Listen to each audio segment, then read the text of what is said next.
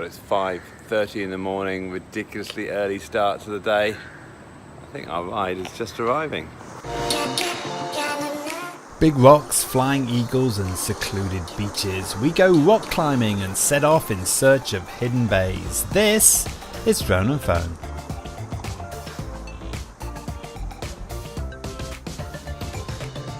Well, it's episode 4 in our GOA adventure. I'm here with Shubham from the Hindustan Times.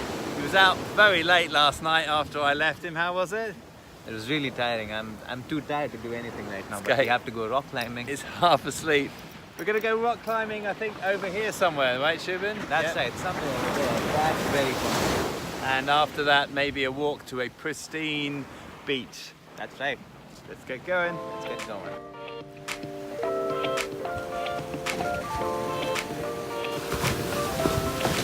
For this series we've travelled to India's smallest state, Goa, on the Arabian Sea. It's a popular beach destination for both Indians and international holiday makers, but we're seeking to lose the crowds and get into nature.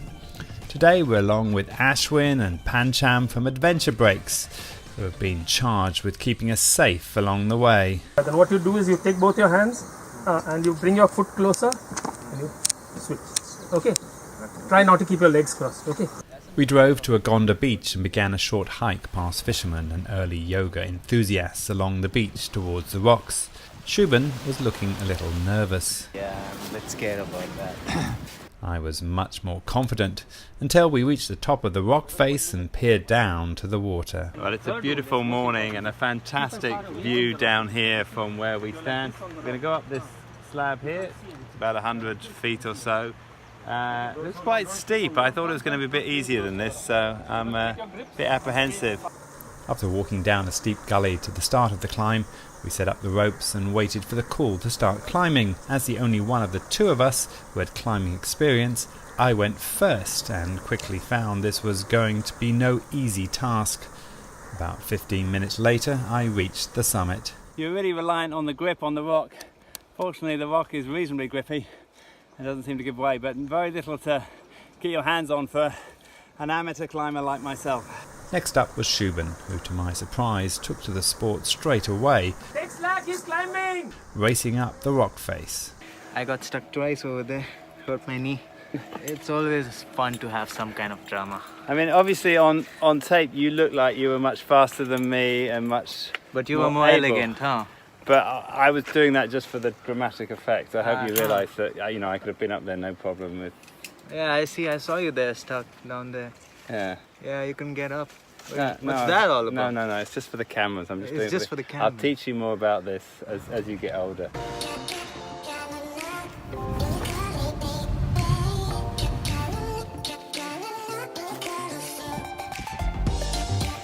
So Shubham, great performance on the climbing wall.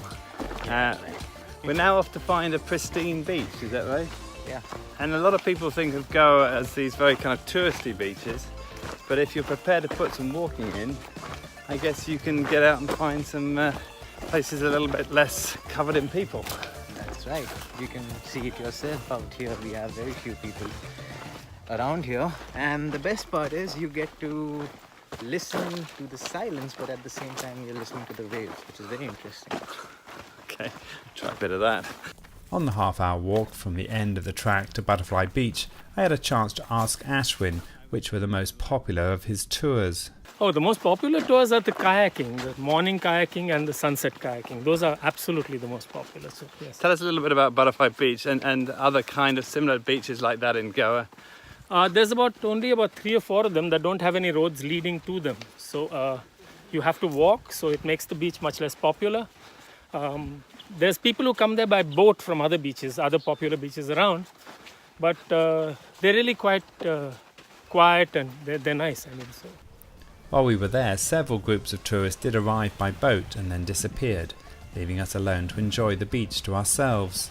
There are a lot of rocks to scramble around and jump off if you can avoid the jellyfish, and of course swim in the pristine blue sea. Well, that's the end of this last episode and a great way to finish in this beautiful little secluded beach. How was that whole experience for you? Amazing. Even though I've been a local over here, I've seen the I've seen Goa from the lens of both a local as well as, you know, a North Indian.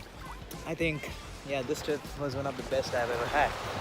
I think we've done a few things on this trip you've never done before, right? That's right. Like climbing was the first time. Climbing was the first time, kayaking was the first time. I don't know, I still don't know how to swim, but It's been a really good trip. Now, if you like this show, you never want to miss an episode, please like our Facebook page on facebook.com/drone and phone. You'll find our previous episodes also nicely catalogued on droneandphone.com and on our YouTube channel. This is Shubham Raheja from the Hindustan Times. My name is DJ Clark and this is Drone and Phone.